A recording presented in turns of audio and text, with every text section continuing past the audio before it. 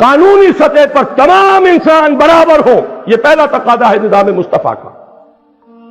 دوسرا تقاضا کامل انسانی حریت، آزادی، سول رائٹس کا جو تصور آج تک انسان جہاں تک اس نے رسائی حاصل کی ہے، اس سے بھی آگے ہے وہ حقوق جو نظام مصطفیٰ نے عطا فرمائے۔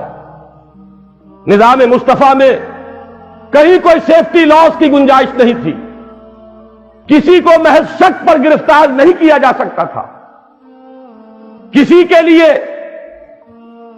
وہ جو پریونٹیو ڈیٹینشن ہے اس کا کوئی امکان نہیں تھا، اور یہاں پر ہر ایک کو آزادی تھی، عام آدمی تنقید کر سکتا تھا بڑے سے بڑے سربراہ مملکت کی۔ حضرت سلمان فارسی کا واقعہ آپ کو یاد ہوگا، حضرت عمر فاروق رضی اللہ تعالی عنہ خطبہ دے رہے اور ایک گدری پوش سلمان فارسی رضی اللہ تعالی عنہ کھڑا ہو جاتا ہے، ٹوکتا ہے، لا سمع ولا طاعہ، نہ سنیں گے نہ اطاعت کریں گے، کلمہ بغاوت ہے۔ ادھر حضرت عمر ہیں جلال فاروقی، لیکن ان کے ماتھے پر کوئی شکن نہیں آئی۔ پوچھتے ہیں معاملہ کیا ہے؟ تنقید ہوتی ہے برسر عام، نوٹ کیجئے، آپ نے جو کرتا پہنا ہوا ہے یہ ان یمنی چادروں کا بنا ہوا ہے جو مال غنیمت میں آئی تھی، اور ہر مسلمان کو جتنا ٹکڑا ملا اس میں کرتا نہیں بنتا، اور آپ ہم میں ہیں بھی طویل القامت انسان، کرتا کیسے بن گئے؟ وضاحت کیجئے۔ حضرت عمر نے یہ نہیں فرمایا میرا ذاتی معاملہ ہے، فرمایا تو اپنے بیٹے سے عبداللہ ابن عمر سے فرمایا، بیٹے تم کھڑے ہو کر وضاحت کرو۔ انہوں نے وضاحت کی، نہ میرا کرتا بن رہا تھا نہ ابا جان کا، میں نے اپنے حصے کا ٹکڑا بھی دے دیا کپڑے کا ابا جان کو، اس سے کرتا بنا ہے۔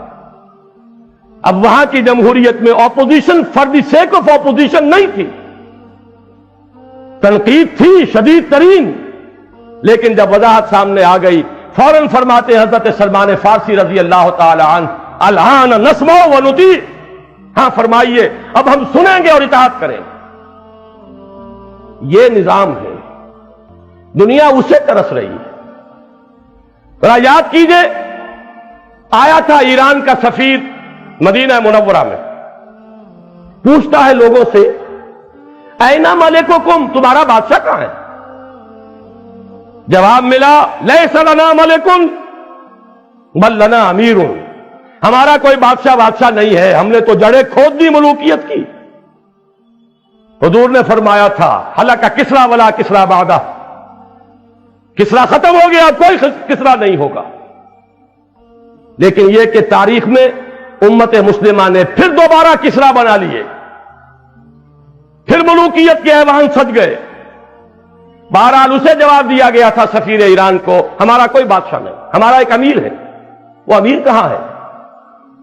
بتایا گیا کہ بیت المال کے اونٹ گم ہو گئے تھے، ان کی تلاش جن لوگوں نے کی ابھی تک مل نہیں رہے تھے اونٹ، اب خلیفہ ہمارا خود گیا ہے تلاش کرنے کے لیے۔ وہ کسی کو پہچاننے والے کو ساتھ لے کر گیا ہے تو دیکھا کہ دوپہر کا وقت ہو گیا تھا، تھک گئے تھے حضرت عمر، تنہا، کوئی باڈی گارڈز نہیں، کوئی خدم و حشم نہیں، اپنے کوڑے کو سر کے نیچے رکھ کر استراحت فرما رہے ایک جھاڑی کے سائے تلے۔ اس وقت کھڑے ہو کر کہا اس سفیر نے، عمر تم انصاف کرتے ہو لہذا تمہیں کوئی خوف نہیں، ہمارے بادشاہ ظلم کرتے ہیں لہذا ڈرتے رہتے ہیں، کانپتے رہتے ہیں، انہیں اونچے اونچے فصیلوں والی محلوں کے اندر بھی باڈی گارڈز کی ضرورت ہوتی ہے۔ دنیا اس نظام کے لیے ترس رہی ہے، وہ نظام ہے کہ جو لانا ہے۔ حضرت عمر کی ایک مثال اور آپ کو سنا دوں،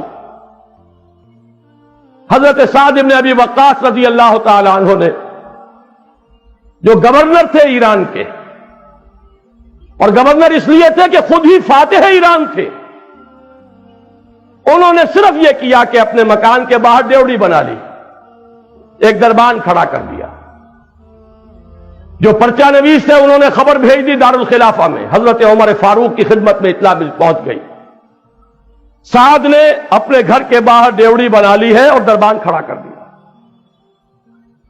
وہاں سے عتاب نامہ آیا ہے اور جو قاصد وہ خط لے کر آیا اسے حکم دیا جاتے ہی ڈیوڑی کو آگ لگا دینا اور پھر یہ خط دینا. اور اس خط میں لکھا ہوا تھا اے سعد، لوگوں کو ان کی ماں نے آزاد جنا تھا، تم نے انہیں اپنا غلام کب سے بنا لیا ہے. یہ تھا وہ نظام. میں آپ سے کیا عرض کروں، دل خون ہوتا ہے. اس کی جھلکیاں آپ کو آج غیروں میں نظر آ جائیں گی. میں ڈنمارک گیا تھا، وہاں مجھے بتایا گیا، میرا دل رویا. وہاں مجھے بتایا گیا کہ ڈنمارک کا فائنانس منسٹر، اسے دیکھا گیا کہ ایک سائیکل پر چل کر آیا، بینک میں آ کر قطار میں لگ کر کیو میں لگ کر اپنا چیک کیش کرا کر لے کر گیا. اغیار کے ہاں یہ ہے، اور ہمارے ہاں ہٹو بچو اور باڈی گارڈز، جدھر سے سواری گزرنی ہو وہاں ٹریفک بند، چاہے کوئی مریض ہو جہاں بلب ہو راستہ نہیں کھول سکتا. کسی وزیر کی، کسی صدر کی اور کسی بادشاہ کی سواری ہو تو کہنے کیا ہے، پھر تو دور دور تک قدغنیں ہوں گی. اسی طرح کا ایک واقعہ حضرت عامر ابن عاص کے ساتھ ہوا. وہ بھی مصر کے فاتح تھے. اور حضرت سعد ابن ابی وقاص تو وہ ہیں جن کے بارے میں حضور نے فرمایا تھا کہ اے سعد تم پر میرے ماں باپ قربان. کسی اور صحابی کے لیے یہ الفاظ حضور نے نہیں فرمائے. غزوہ احد میں جب درغہ ہو گیا تھا حضور پر دشمنوں کا، حضرت سعد تیر چلا رہے تھے. حضور نے فرمایا اے سعد تیر چلائے جاؤ، تم پر میرے ماں باپ قربان. وہ سعد ہیں جو خود فاتح ایران ہیں، لیکن یہ کہ اتنی اجازت بھی نہیں ہے کہ اپنے گھر کے باہر ڈیوڑی بنا کر دربان کھڑا کر دیں. عمرو بن العاص فاتح مصر، ان کے بیٹے نے ایک قبطی کو مارا. قبطی نے آ کر حج کے موقع پر حضرت عمر رضی اللہ تعالیٰ عنہ کے جناب میں فریاد کی، طلب کر لیے گئے باپ بیٹا دونوں. پہلے تو کہا کہ بدلہ لے لو بیٹے سے، گورنر کا بیٹا.